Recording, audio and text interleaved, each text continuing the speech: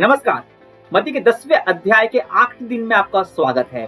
और इस सप्ताह हम देख रहे थे उन सिद्धांतों को जो यीशु ने दिए सेविकाई के लिए।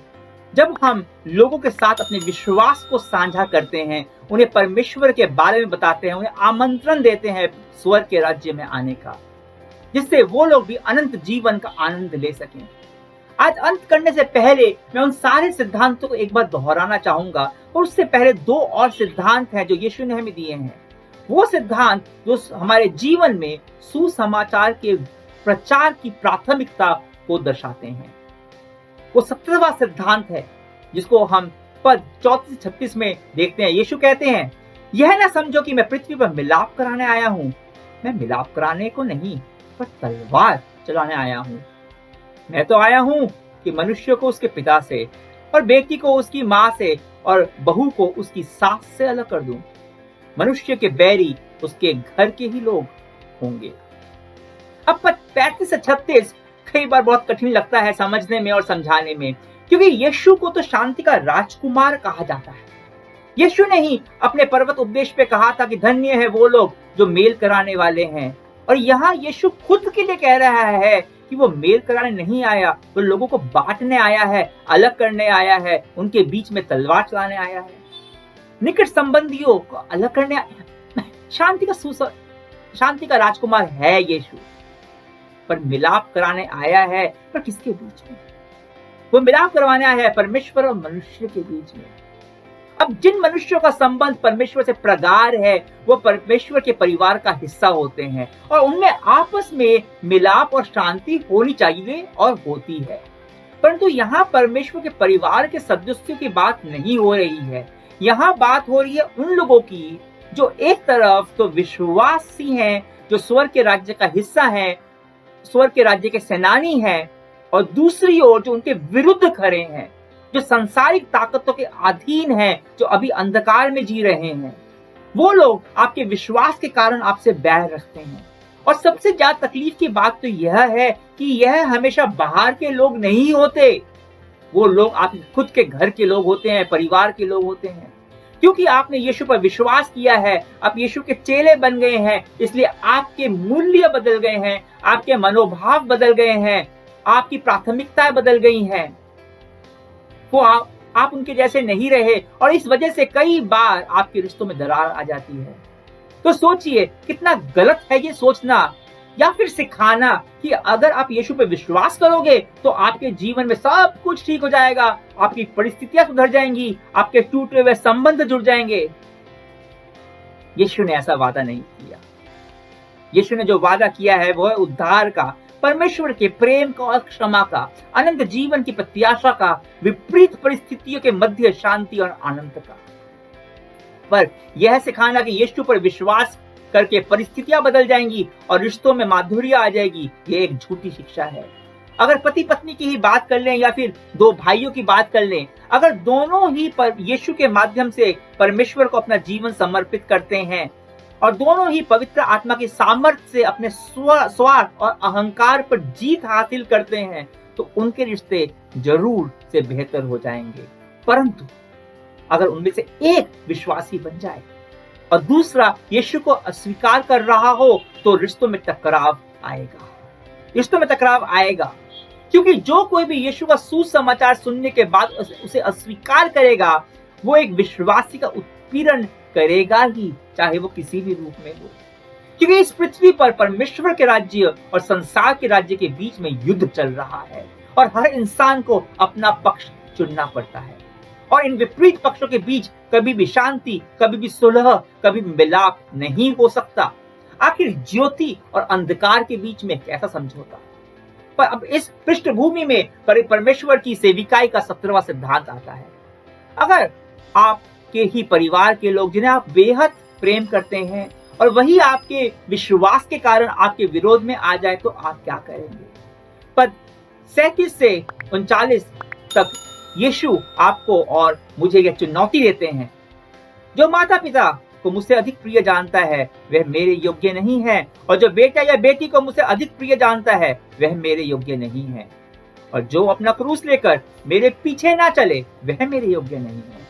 जो अपने प्राण बचाता है वह उसे खोएगा, और जो मेरे कारण अपना प्राण खोता है वह उसे पाएगा। जब आपके करीबी लोग आपके विश्वास का विरोध करते हैं और आपके अंदर में एक द्वंद्व चलता है, अंदर में एक लड़ाई चलती है कि मैं किस तरफ जाऊं, किसको चुनूं, अपने माता पिता को, पत्नी को, बेटा बेटी को, या फिर मैं यीशु के पीछे चलकर परमेश्वर की सेविकाई को चुनूं। जब ये द्वंद्व आपके अंदर चलता है तो आप किसे चुनते हो? क्योंकि जिससे आप चुनते हो वही आपको अधिक प्रिय है, वही आपकी प्राथमिकता है।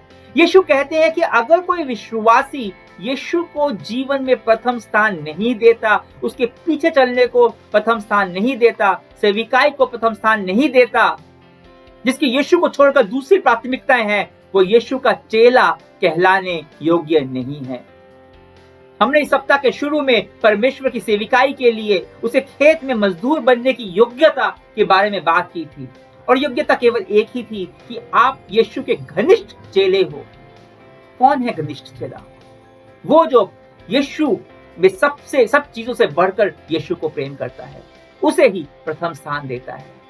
यीशु और उसके उद्देश्य के प्रधानता को स्थान देता है सभी रिश्तों के ऊपर, यहां तक कि अपने ऊपर, अपनी जान के ऊपर, अपने प्राणों के ऊपर, क्योंकि वो जानता है कि यीशु के साथ रिश्ता ही असली रिश्ता है। यह वह रिश्ता है जो अनंत काल तक चलने वाला है। यह वह रिश्ता है जो जीवन देता है, जो कभी भी खत्म नहीं होगा। और यीशु जानते हैं कि यह आसान नहीं है, यह आसान नहीं है। ये ऐसा है कि आप अपना क्रूस उठाकर, अपनी मौत को अपने कंधे पर उठाकर चल रहे हैं। और यीशु का चेला बनने का, उसका अनुसरण करने का, उसे अपना प्रभु मानने का मूल्य है। और अगर आप यह मूल्य चुका नहीं सकते, अगर आप अपने आप को असमर्थ पाते हैं ये मूल्य चुकाने के लिए, तो आप सिर्फ यीशु के प्रशंसक या फिर उसके भक्त बनकर रह जाएंगे, उसके चेले नहीं हो सकते। तो 17वां सिद्धांत सेविकाई का है, यीशु को अपने जीवन में प्राथमिकता दें। अब आखिरी सिद्धांत, 18वां सिद्धांत, हर कोई जो सेविकाई में, जो परमेश्वर के खेत में मजदूरी कर रहा है, उनकी मदद करेगा, उनका उत्साहवर्धन करेगा, उनका सहयोग करेगा, उनको भी वही इनाम मिलेगा जो खेत में काम करने वाले सेवकों को मिलता है। पर 40 से 42 में यीशु बताते हैं, जो तुम्हें ग्रहण करता है वह मुझे ग्रहण करता है, जो मुझे ग्रहण करता है वह मेरे भेजने वाले को ग्रहण करता है। जो भविष्यवक्ता को भविष्यवक्ता जानकर ग्रहण करे वह भविष्यवक्ता का बदला पाएगा, जो धर्मी जानकर धर्मी को ग्रहण करे वह धर्मी का बदला पाएगा। जो कोई इन छोटों में से एक को चेला जानकर केवल एक कटोरा ठंडा पानी पिलाए, मैं तुमसे सच कहता हूं वह अपना पुरस्कार कभी नहीं खोएगा। यीशु कह रहे हैं कि जो पुरस्कार सुसमाचार सुनाने वालों को के लिए है, वही पुरस्कार उनके लिए भी है जो सुसमाचार को ग्रहण करते हैं, चाहे वो आपको एक भविष्यवक्ता जानकर ग्रहण करे या धर्मी व्यक्ति।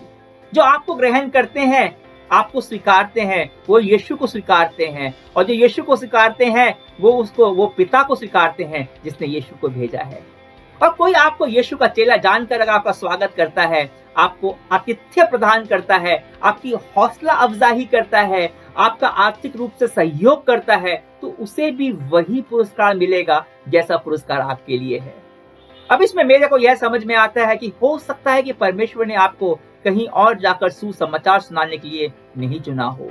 आपकी बाध्यताएं हो, आपकी व्यस्तताएं हो, जिसके वजह से आप कहीं और जाके सुसमाचार नहीं सुना सकते हैं। परंतु आप अगर सहयोग देते हैं उन लोगों का किसी भी रूप से, जो खेतों में जा सकते हैं, जो दूसरी जगह पे जाकर सुसमाचार सुना सकते हैं, उनकी जरूरतों को पूरा करते हैं, अगर आप उनका आर्थिक सहयोग देते हैं, उनके लिए प्रार्थना करते हैं, तो ये भी एक सेविकाई है।